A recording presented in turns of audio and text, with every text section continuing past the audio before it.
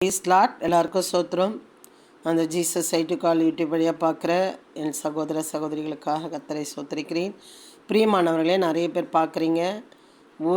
ஒரு புறஜாதிக்காவது இந்த பைபிள் வேர்டை அனுப்புங்க, இந்த வார்த்தை வசனத்தை அனுப்புங்கன்னு சொல்லி நான் சொல்லிக்கொண்டே இருக்கிறேன். அனுப்புகிறேன்றவங்க நீங்கள் கமெண்டில் லைக் பண்ணுங்கள். நான் அதன் மூலியமாக தெரிஞ்சுக்கிறேன். கமெண்ட் பண்ணுங்கள், உங்களோட அன்பை தெரிஞ்சுக்கிறேன். ஆமென். ஏசாயா 54ஆம் அதிகாரத்தில் தான் நம்ம பார்க்குறோம். அவர் என்ன இன்றைக்கி பார்க்க போகிறோன்னா, நம்ம ஆத்மா பிழைக்கிறதை குறித்து அவர் சொல்லுகிறதை நம்ம பார்க்க போகிறோம். நம்ம ஆத்மா பிழைக்கிறது குறித்து சொல்லுகிறதை இந்த நாளிலே பார்க்க போகிறோம். என்ன ஆத்மா பிழைக்கிறதுக்கு என்ன பண்ணணுமா? அவரோட வார்த்தையை நம்ம கேட்க வேண்டுமா? ஆமென். அதை கேட்காததுனால தான் அவர் இமைப்பொழுது அவர் என்ன பண்ணினாரா? தன்னை மறைத்து கொண்டாரா? அதை குறித்து தான் நம்ம இந்த நாளை பார்க்க போகிறோம். இமைப்பொழுது உன்னை கைவிட்டேன், ஆனாலும் உருக்கமான இறக்கங்களால் உன்னை சேர்த்துக்கொள்ளும். இமைப்பொழுது தானா? அப்படி கண்ணை மூடி இப்படி கண்ணை மூடி திறக்கிறது தான் இமைப்பொழுது. சரிங்களா? இமைப்பொழுது உன்னை கைவிட்டேன், ஆனாலும் உருக்கமான இறக்கங்களால் உன்னை சேர்த்துக்கொள்வேன்.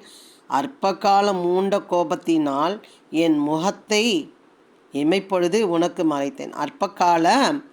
அற்பகாலம் மூண்ட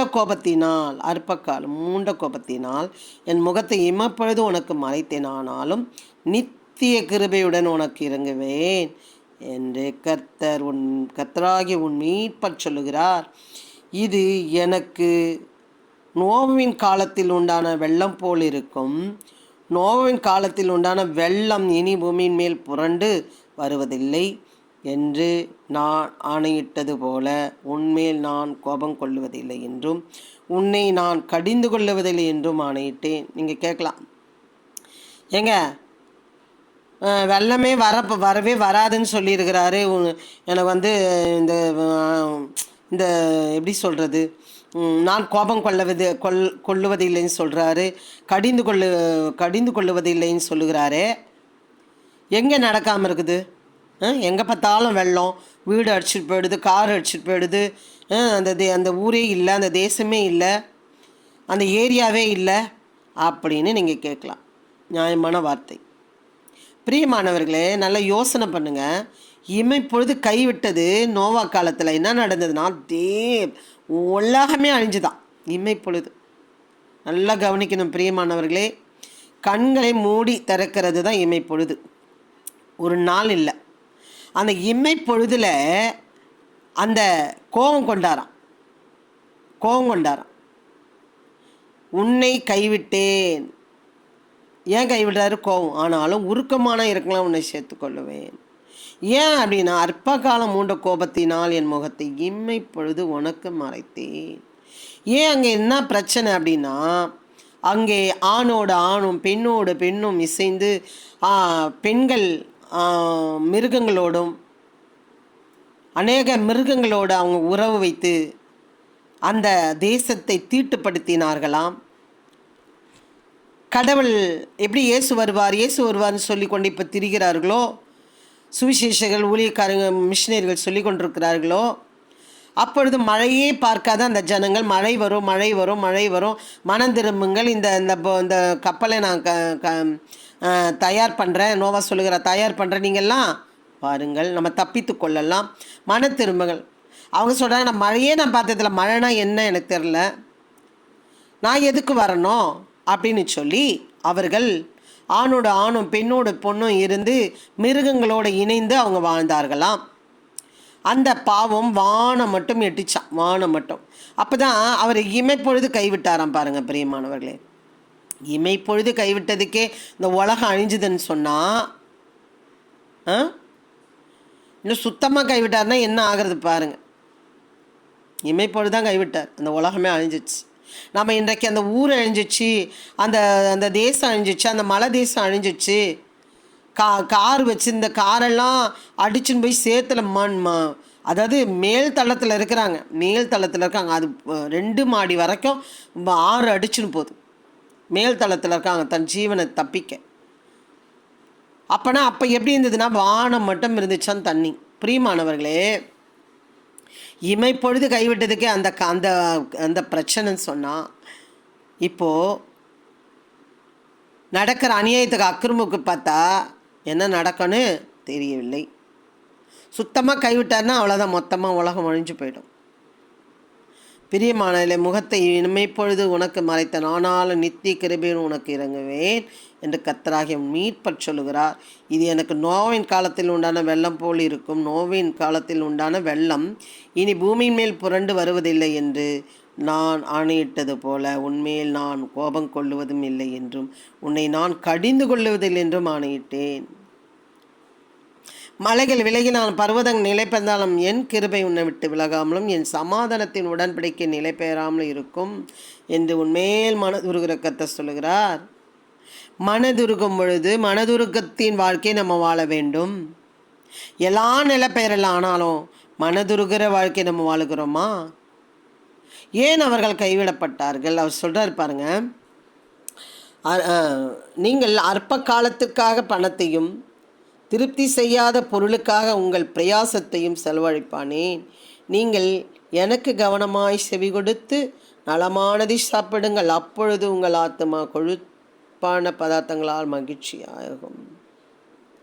என்ன பதார்த்தம்? வசனத்தை பாரு, வசனத்தை படி, வசனத்தை கேளு, கவனி, செவி கொடு. சும்மா இல்லாததுக்கெல்லாம் நீங்கள் பணத்தை செலவு பண்ணி நேரத்தை செலவு பண்ணி உங்கள் வாழ்க்கையை ஆத்மாவை கெடுத்து கொள்ளாத அப்படின்னு சொல்லுகிறார். உங்கள் செவியை சாய்த்து என்னிடத்தில் வாருங்கள், கேளுங்கள், அப்பொழுது உங்கள் ஆத்மா பிழைக்கும். தாவீதுக்கு அருளின நிச்சயமான கிருபையில் உங்களுக்கு நித்திய உடன்படிக்கையை ஏற்படுத்துவேன். கேட்கும் பொழுதுதான் நித்திய உடன்படிக்கை நமக்கு கிடைக்கும். பிரியமானவர்களே, மரணம் எப்படி வேணாலும் வரலாம், ஆனால் நித்திய உடன்படிக்கை நமக்கு வேண்டுமா, ஏற்படுத்த வேண்டுமா? அவர் நம்மளோட மனம் திரும்ப வேண்டும். வசனத்திலே நாம் தரித்திருக்க வேண்டும். ஜபத்திலே உறுதியாக இருக்க வேண்டும். விசுவாசத்திலே நல்லா ஸ்ட்ராங்காக இருக்க வேண்டும். பேஸ்மெண்ட்டை சரியில்லாமல் வீடு கட்ட முடியாது. பேஸ்மெண்ட் இல்லாமல் வீடு கட்ட முடியாது. பிரியமானவர்களே, நம்ம நிச்சயமில்லாத வாழ்க்கையிலே இருக்கிறோம். ஆனால் அவர் சொல்கிறார், உங்கள் ஆத்மா பிழைக்கும். தாவீது கருளின நிச்சயமான கிருபைகளை உங்களுக்கு நித்திய உடன்படிக்கையை ஏற்படுத்துவேன். அந்த ஜனங்கள் இமைப்பொழுது தான் கைவிட்டேன், தேசமே காலி. ஆனால் உங்களுக்கு அங்கங்கே அழிந்து போகிறத உங்களால் தாங்க முடியல. நீங்கள் என்ன பண்ணுங்க? மனம் திரும்ப, குணப்படுங்கள், வார்த்தை கேளுங்கள், செவி சாயுங்கள் என்று சொல்லுகிறார்.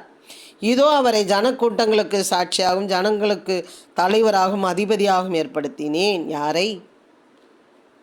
இப்போ இயேசு இயேசு இயேசு என்று சொல்லி கொண்டிருக்கிற தலைவரை குறித்து, அதிபதியை குறித்து தான் நான் சொல்லி கொண்டிருக்கிறேன்.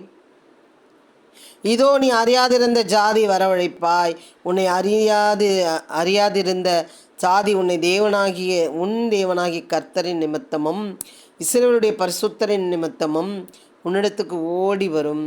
அவர் உன்னை மேன்மைப்படுத்தி இருக்கிறார். பிரியமானவர்களே, இன்றைக்கு மேன்மைப்பட்டவர்கள் ஓடிவிடுகிறார்கள். அவர் இமைப்பொழுது கைவிட்டதுனால அந்த தேசமே இல்லாமல் உலகமே இல்லாமல் போய்விட்டது. இன்றைக்கு நடக்கிறதை பார்க்கும்போது நம்ம மனம் தளர்ந்து போகிறது, மன வியாகுலப்படுகிறது, நமக்கு நிம்மதி இழந்து போகிறோம். பார்க்கிறவையெல்லாம் அழும்பு, பார்க்கிறவையெல்லாம் வேதனை, பார்க்குறதெல்லாம் துக்கம். நீங்கள் எப்படி இருக்கிறீங்க? எதுக்கு செலவு பண்ணி கொண்டிருக்கீங்க நேரத்தை? நீங்கள் அற்ப காலத்துக்காக பணத்தையும் திருப்தி செய்யாத பொருளுக்காக உங்கள் பிரயாசத்தையும் செலவழிப்பானேன் செலவு பண்ணி கொண்டிருக்கிறீங்களா? வேஸ்டானதுக்கு செலவு வேஸ்டானதுக்கு டைம் வேஸ்ட் பண்ணி கொண்டிருக்கிறீங்களா? நீங்கள் எனக்கு கவனமாய் செவி கொடுத்து நலமானதை சாப்பிடுங்கள் வசனத்தை, அப்பொழுது உங்கள் ஆத்மா கொழுப்பான பதார்த்தங்களால் மகிழ்ச்சியாக இருக்கும். அப்பொழுது உங்கள் ஆத்மா அவருக்கு பிழைக்கும்.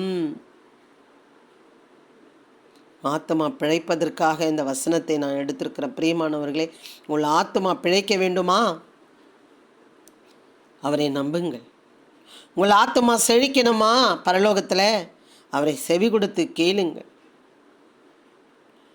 உங்கள் ஆத்மா பிழைக்கணுமா?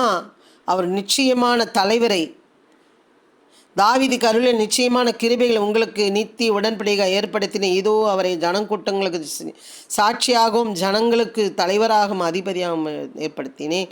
அவரை நீங்கள் அறிவீர்கள். ஆனால் இதோ நீ அறியாதிருந்த ஜாதியை வரவழைப்பாய். உன்னை அறியாதிருந்த ஜாதி உன் தேவனாகி கர்த்தரின் நிமித்தமும் இஸ்ரவேலுடைய பரிசுத்தரின் நிமித்தமும் உன்னிடத்திற்கு ஓடி வரும்.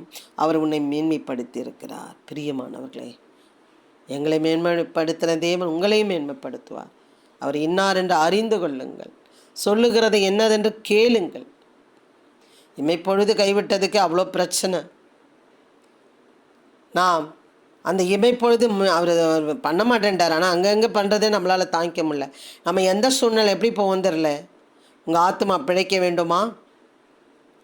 நிச்சயமான நித்திய உடன்படிக்கையிலே நீங்கள் இருப்பீர்களான கண்டிப்பாக அவரோட பிள்ளையாக, அவரோட மகளாக, அவரோட மகனாக நீங்கள் மாறும் பொழுது உங்களிடத்தில் ஓடி வருவார்கள் அநேக சாதிகள்.